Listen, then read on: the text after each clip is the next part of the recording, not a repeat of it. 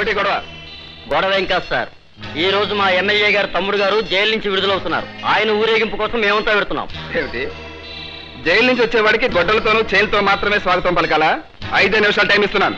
ఎవరి చేతుల్లోనైనా మారణాయుధాలు కనిపించాయో వెంటనే అరెస్ట్ చేస్తాను. సార్, మీరేం చెప్పాలనుకున్నా మా ఎమ్మెల్యే గారి దగ్గరికి వెళ్ళి చెప్పండి.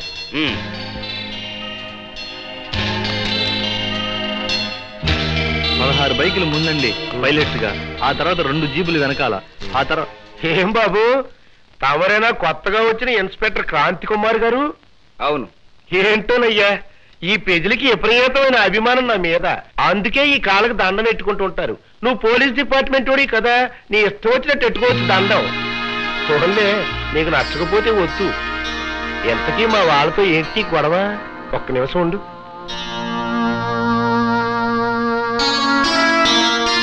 హలో కమిషనర్ గారా, నమస్కారం అండి. రావుల వారు అరణ్యవాసం చేసినట్టు మా తమ్ముడు 14 ఏళ్ళు జైలువాసం చేసి ఇయ్యాలో తిరిగి వస్తున్నాడు. ఆడికి బ్రహ్మాండమైన ఊరేగింపు ఏర్పాటు చేద్దాం అనుకుంటే మీ ఎస్ఐ క్రాంతి అబ్జెక్షన్ చెప్తున్నాడు. మీరు కొంచెం మాట్లాడండి. మాట్లాడవయ్యా. హలో.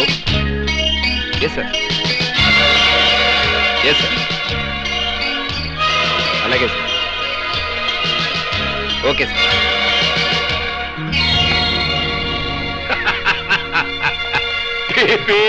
పిల్ల పోలీస్కి ఏం తెలిసి ఎమ్మెల్యే దెబ్బని మా లెవెల్ ఏంటో ఇప్పటికి అర్థమైందయ్యా.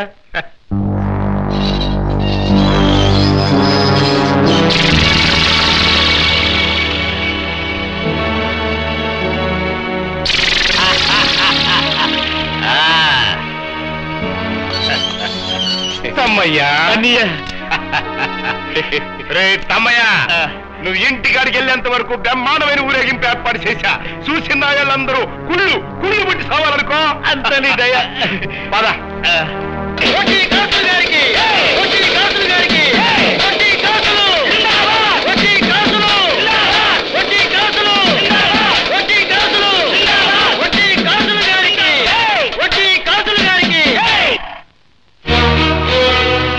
ప్రజల్ని రక్షించడానికే పోలీసు ఉద్యోగం అనుకున్నారు కానీ ఇలా బజార్ రౌడీలకు గుండాలకు రక్షణ కల్పించిన తర్వాత కాకి బట్టలకు విలువే ఉంది, పోలీసు ఉద్యోగానికి పరివే ఉంది సార్. అందుకే నేను కూడా బజార్ రౌడీగా బతికేద్దామన్న నిర్ణయానికి వచ్చాను. అప్పుడు నాకు రక్షణగా మీరు వస్తారా సార్? మిస్టర్ క్రాంతి కుమార్, నీకున్నపాటి ఆవేశం ఆలోచన నాకు మాత్రం లేదంటావా? ఆ వడ్డీ కాసులు జైలు కిందకి వెళ్ళాడో తెలుసా? ఒక ఎస్ఐని నడి రోడ్డు మీద చంపినందుకు. మన డిపార్ట్మెంట్ మనిషిని రాక్షసంగా చంపిన ఆ నీచుడి మీద నాకు మాత్రం ప్రేమ ఉంటుందంటావా? చేతిలో రివాల్వర్ ఉంది కదా అని వాడిని కుక్కను కాల్చినట్టు కాల్చి పారేసి ఉండొచ్చు. అలా చేయలేకనా నేను ఊరుకున్నది? అలాగని ఊరుకుంటే నేరాలు అరికట్టడం కాదు సార్, నేరాలని పెంచడం అవుతుంది. అక్కడే నువ్వు పొరబడ్డావు. చట్టానికి న్యాయదేవతకి కళ్ళు లేకపోవచ్చు, కానీ చట్టానికి ప్రతినిధులమైన మనకు కళ్ళున్నాయి. చట్టం నీకిచ్చిన అధికారాన్ని ఉపయోగించి తెలివిగా నేరస్తుల్ని ఉరికంబం ఎక్కించు. మనది ప్రజాస్వామ్య దేశం గనక రౌడీలు కూడా ఎమ్మెల్యేలు కాగలుగుతున్నారు. వాళ్లు చేసే చట్టాలతోనే వాళ్ల కళ్ళు పొడవాలి. అందుకు సహనం కావాలి. ఆలోచించు. నేను చెప్పింది సబబని తోస్తే అలాంటి ఎమ్మెల్యేల బారి నుంచి అమాయక ప్రజలను రక్షించే బాధ్యతను స్వీకరించు. ఏమంటావు?